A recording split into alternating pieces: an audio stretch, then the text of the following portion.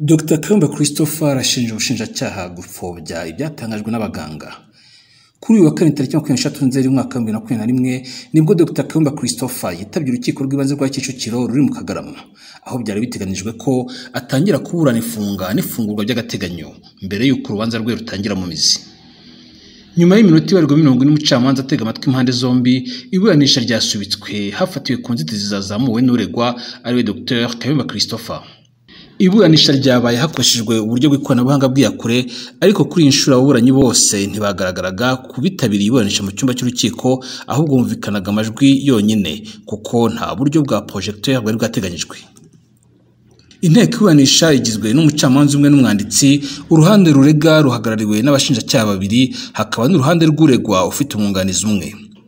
Iburanisha rigitangira, Dr. Kayumba Christopher yazamuye inzitizi 3, avuga ko inzitizi ya mbere uko akirwaye kandi ko yavuye mu bitaro adakize, ahubwo ari uko ahamagawe kuburanishwa.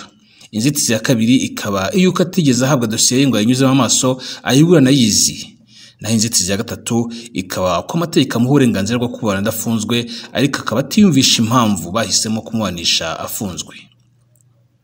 Umucamanza ntiyahaye ishingiro inzitizi ya gatatu, yavuze ko itajyanye no kwimura urubanza aricyo cyarebwaga uyu munsi, ko ahubwo ari inzitizi ijyanye n'iburanisha kwifunga n'ifungwa ry'agateganyo. Umwunganizi wa Dr. Kayumba Christopher ni Maître Ntihanganya Jean Bosco, yavuze ko dosiye ari nini kandi ko yahujwe nayo mu gitondo mbere gato y'iburanisha hakoreshejwe inzira y'ikoranabuhanga, nayo ikaba yabanje kugwana kubera ikibazo cya network. Maître Ntihanganya avuga ko uretse kuba nawe ubwo atabonye umwanya wo kwisoma uhagije, ngo uwo yunganira we nta makuru ahagije ayifiteho, na cyane ko iri mu buhamya n'abatangabuhamya atazi atigeze amenya bamushinja ibyaha binyuranye. Umucamanza ubwo yasubizaga ijambo Ubushinjacyaha bwavuze ko butemera inzitizi ya mbere ishingiye ku burwayi bwa Dr. Kayumba Christopher, ngo kuba muganga yaramusezereye bisobanuye ko yakize neza. Ubushinjacyaha bwemeye inzitizi ya kabiri yo kuba dosiye itarasomwa, busaba ko niyo iburanisha ryakwimuka hatakongerwaho iminsi myinshi, ahubwo ko bagaruka vuba kuko uruhande rwabo rw'Ubushinjacyaha bwo bari biteguye kuburana. Kuri iyi ngingo, Dr. Kayumba Christopher yavuguruje Ubushinjacyaha avuga ko ari gupfobya ibihamya by'abaganga byemewe n'amategeko birimo inyandiko z'abaganga. Ku kibazo cyo kuba atarakize neza, yongeye gushimangira ko yavuye mu bitaro azanywe no kwitaba urukiko atari uko yakize, ko ndetse afite inyandiko ya muganga wamuvuye ivuga ko uburwayi bwe bukwiye gukurikiranwa mu buryo bwihariye. Iyi nyandiko na avoka we akaba yashimangiye. Dr. Kayumba Christopher n'umwunganizi we basabye nibura ibyumweru byo kwitegura kuburana, kandi muri iyo minsi 14 Kayumba Christopher akaba yaba ari we aho yakurikiranwa mu buryo nyabwo bwihariye, nk'uko umuganga yagaragaje ko agomba gukurikiranwa mu buryo bwihariye. Dr. Kayumba Christopher yanongeyeho ko ku kibazo cyo gusoma dosiye, umuganga we yamubwiye ko afite ikibazo cy'amaso, akaba akeneye ibirahure bishya ku bindi bipimo by'uburwayi bw'amaso, asaba kwivuza akurikiranwe n'umuganga we. Umucamanza yanzuye kwiburanisha ryemurirwa nyuma y'iminsi 5, ni ukuvuga tariki 28 Nzeri uyu mwaka wa 2021. Asaba umwunganizi wa Dr. Kayumba Christopher kuzafata umwanya akamusomera dosiye yose, kandi ashimangira ko Dr. Kayumba aguma mu gihome cya RIB ku Kicukiro kuko urubanza rw'ifunga n'ifunguro ry'agateganyo rutari rwaburanishwa ngo rufatweho umwanzuro.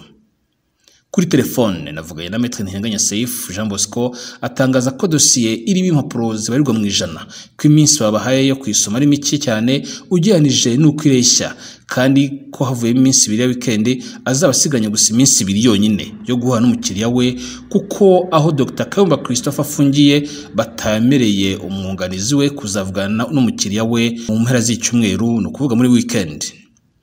Kayumba Christopher ataye muri yombi mu gihe yari afite urubanza nawe yarezemo, asaba ko igifungo yakatiwe cy'umwaka umwe, dore ko yafunzwe tariki 19 z'ukwezi kwa 12 mwaka 2019, agafungwa tariki ya 5 z'ukwa 12 mwaka 2020.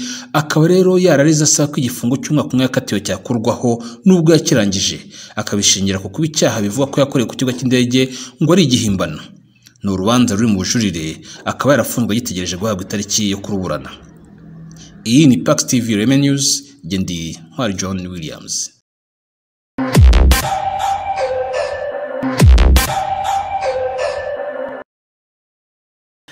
Mu Rwanda urukiko rw'ibanze rwa Kicukiro mu mujyi wa Kigali rwasubitse urubanza rwa Dr Christophe Kayumba ukurikiranyweho icyaha cyo gukoresha umuntu imibonano mpuzabitsina ku gahato. Kayumba Christophe wari umaze iminsi mu bitaro avuga ko ubuzima bwe butamwemerera kuburana kandi ko atabonye igihe cyo gusoma dosiye y'ibirego bye. Dr Kayumba wigeze kuba umwarimu muri kaminuza y'u Rwanda mu ishuri ry'itangazamakuru avuga ko ibyo ashinjwa bihishe impamvu za politiki. Nkuru turagizwaho n'umunyamakuru wacu Kigali Jean Claude Mwambutsa. Mu masaha y'igicamunsi nibwo inteko y'umucamanza umwe n'umwanditsi yatangije urubanza rwabaye mu buryo bw'ikoranabuhanga ababuranyi bahuzwa n'inzira y'amashusho. Ubwo yarahawe ijambo, Kayumba yasabye ko urubanza rwe rusubikwa. Yabwiye umucamanza ko ubuzima bwe budahagaze neza ndetse ko yaramaze iminsi mu bitaro. Yabwiye umucamanza ko muganga yasabye ko yakwitabwaho byihariye kubera uburwayi afite.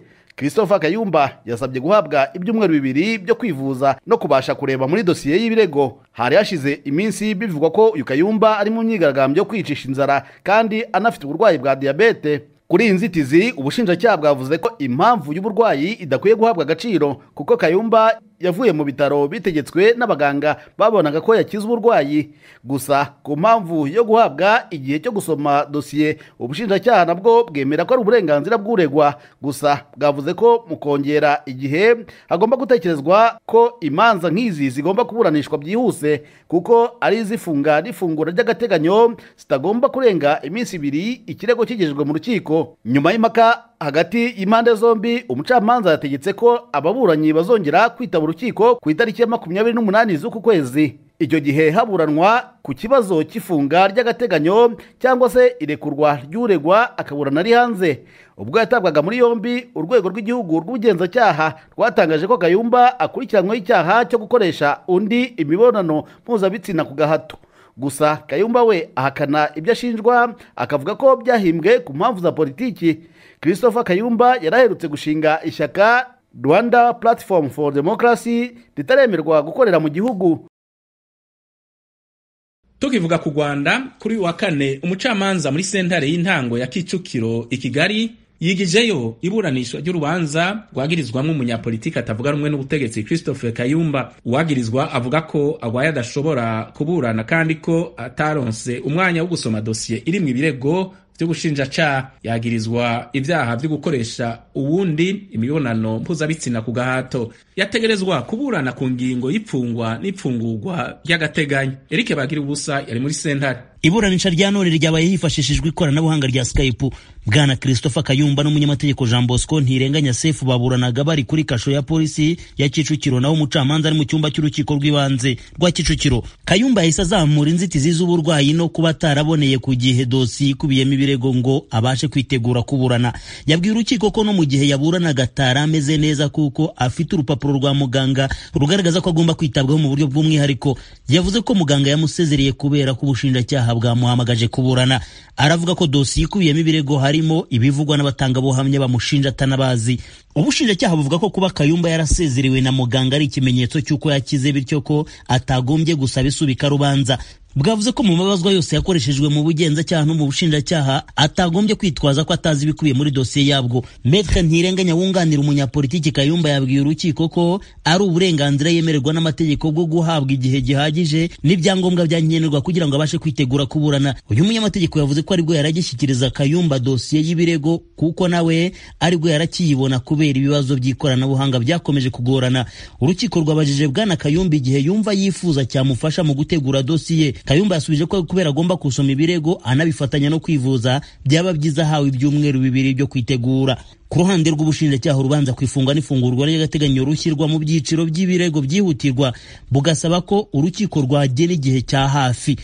Bwasobanuye ko kuba Kayumba avuga ko muganga yamusezereye kugira ngo abone uko ajya kuburana bidakurikije amategeko. Bwavuze ko muganga yasezereye uregwa kuko yabonaga yakize bigakubitana n'uko urubanza rwagombaga kuburanishwa. Kayumba yahise yakijamba avuga ko ibyo avuga biri ibintu afite ibimenyetso bidashingiye ku magambo ye gusa.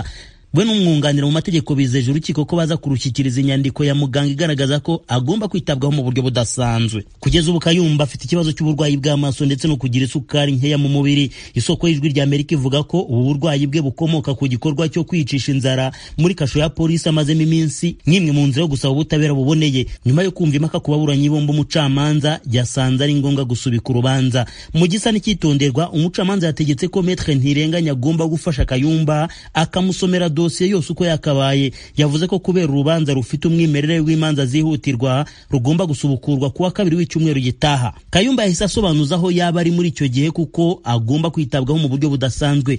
Yavuze ko hafungiwe muri kasho ya polisi kwitabwaho uko muganga yabitegetse bidashoboka. Kuri iyi ngingo umucamanza yategetse ko akomeza gucumbikirwa muri kasha asanzwe acumbikiwemo kuko urubanza kwifungwa n'ifungurwa ry'agateganyo rutarafatwaho icyemezo.